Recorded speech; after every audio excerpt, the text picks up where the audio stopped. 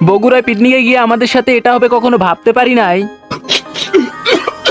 দেখো গাইস, পিকনিকে যাওয়ার জন্য সবাই আমরা সকাল সকাল পরোটা দিয়ে নাস্তা করে নেই। আর দেখো এরই মধ্যে আমাদের বাসও চলে আসে। এরপর আমরা লালমনিরহাট শহর থেকে বগুড়া মহাস্থানগড়ের উদ্দেশ্যে রওনা দেই। আর লালমনিরহাট শহর থেকে বগুড়া মহাস্থানগড় যেতে আমাদের প্রায় 170 কিলোমিটার অতিক্রম করতে হবে। আর দেখো গাইস, আকাশের আবহাওয়া কতটা সুন্দর। আর এই সুযোগে কৃষকরা তাদের খ্যার বা পোয়াল মন মতো শুকিয়ে নিচ্ছে। আর দেখো এটা হচ্ছে তিস্তা ব্রিজ। প্রতিদিন বৃষ্টি হয়, পানি অনেকটা বেশি বেড়ে গিয়েছে। আর এদিকে পোলাপান মধুর সুরে গান গাচ্ছে।